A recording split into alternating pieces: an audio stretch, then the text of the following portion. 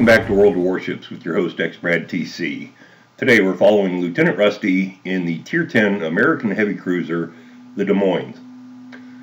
We're on the Atlantic map, and the battle is the Bastion mode. For those of you who are not high-tier players, Bastion mode changes things in the cap a little bit. When you cap one of the capture points, there are actually installations on the cap. There's a surveillance center and a fort, or multiple forts, in each cap zone. They start out neutral. As you capture them, they turn friendly. The surveillance centers will spot enemy targets for you. The forts, with coast artillery, will engage enemy targets for you. The enemy then, having to deal with not just you shooting at them, have the opportunity to shoot back and destroy the forts and the surveillance centers. Take a look. Lieutenant Rusty is putting a pounding onto this Japanese heavy cruiser, but if you take a look at his health in the lower left-hand corner, he took one hit and half his health was gone in a heartbeat. Still get some citadels in on this. What is that, an Otago? I don't know. It's dead. It's just a matter of time. Look how fast a cruiser gets killed in this game. Tier 8, the rapid-fire guns of the Des Moines, 8-inch guns, Citadel City. You know, you've got this fantastic rate of fire with the Des Moines, with its auto-loading 8-inch guns, but Wargaming giveth and Wargaming taketh away. Yes, the rate of fire is terrific. The shells do fantastic damage, but look at the time of flight. They've got a very low muzzle velocity. It takes forever for rounds to reach out towards the maximum range. Dispersion is not too bad. Good penetration, but you know, it takes forever for the rounds to get there. If target starts maneuvering after you've shot at them at long range, all your rounds will miss. So, you know, you get some good benefits, you get some bad benefits. Or cons, if you will.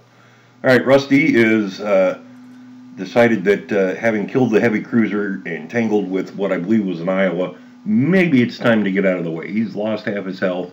He's got a little bit of time to go before his damage repair party comes back. So he is spying the enemy Des Moines. The enemy has a Des Moines cruiser on their team. And if you take a look, I believe a friendly fort is actually about to engage the Des Moines. There goes a couple rounds. Yeah. No damage. Missed him. But, you know, gives the enemy something to think about. He can't just sit there and lay under the guns of the enemy fort, which I believe, I'm not certain, but I think the forts have 16-inch guns. And Rusty's on the cooldown for the health, for the damage repair party. He's using his surveillance radar, and he is about to ambush the Des Moines coming out the other side. Rounds out. At close range, the Des Moines is terrifyingly strong. I mean, look how quickly this absolutely full health Des Moines is taking citadels. He's taken 5 citadels. He's damn near dead. That's 6 citadels. Incapped him, killed him. I mean, what was that? Something on the order of 15, 20 seconds to kill that cruiser. Let's talk about the Citadel. For those of you not familiar with the design of World War II mid-century warships, yes, ships had armor back then. They would have a belt of armor along the sides and would also have armored decks as well as armor on the gun houses. But you can't make the entire ship out of armor. So what you would do is you would only armor the important bits to the ship. The magazines, the machinery spaces, and the barbettes that actually support the turrets.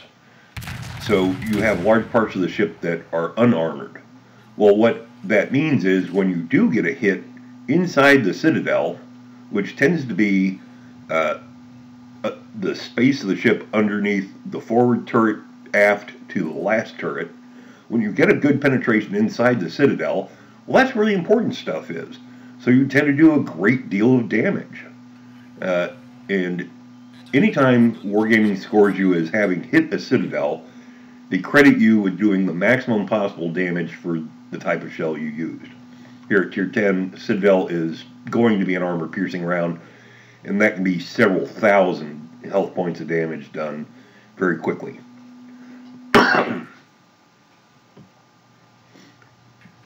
The enemy Montana out there is kind of separated and alone. Rusty is most definitely off on his own. So he's going to go ahead and engage the Montana. He's using high explosive right now. He's trying to start multiple fires on the Montana, because typically for a cruiser, that's how you do a lot of damage. Once you get them burning, you just burn them to the ground.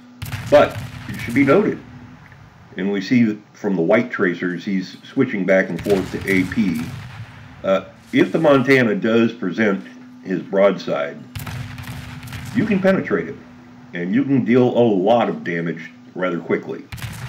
I'll tell you right now, Rusty is not going to kill the Montana, but he is going to do an enormous amount of damage.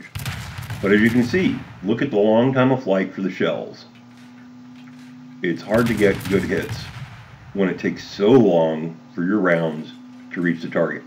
And as you see the incoming fire, take a look at Rusty's health. Well, not that one. He apparently dodged all those. The Des Moines does not have a superabundance of armor.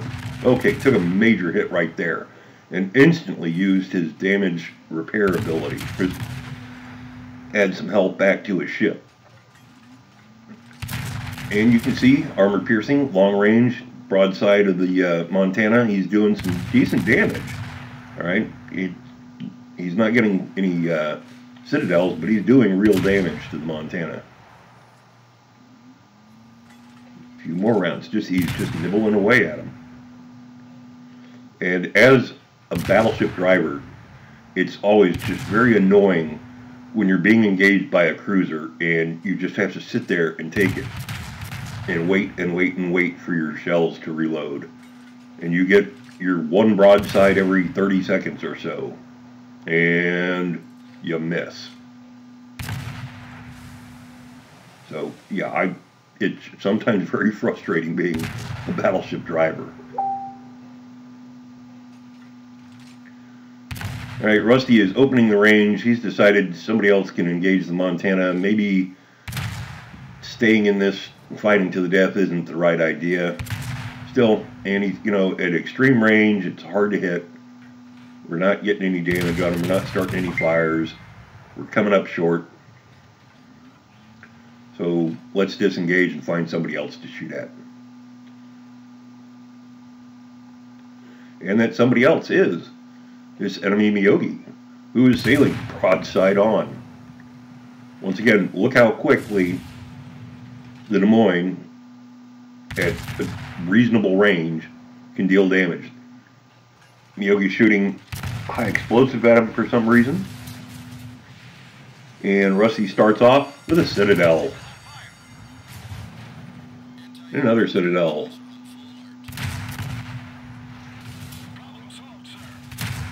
Rounds out. Another citadel. The armor piercing is going just right through and doing massive damage. And Rusty's dead, but you noticed he had rounds in the air. And he finishes off the enemy Miyogi cruiser. Rusty's team would actually go on to be defeated. They would actually lose on points. They still had a couple of ships up at the end of the game, but still, 500,000 credits. 2,800 XP, not bad for a losing effort. Devastating strike, first blood. 167,000 damage done with 15 citadels. Understandably, top of the team with 1,700 base XP. Yes, he died, but the Benson and the friendly Iowa survived. 40,000 damage on the Des Moines, 39,000 on the Mogami, 31,000 on the Otago. Look at that, he did 40,000 damage on the Montana. He lost, but still came out ahead, 291,000 credits. That's it for this episode. We will catch you later.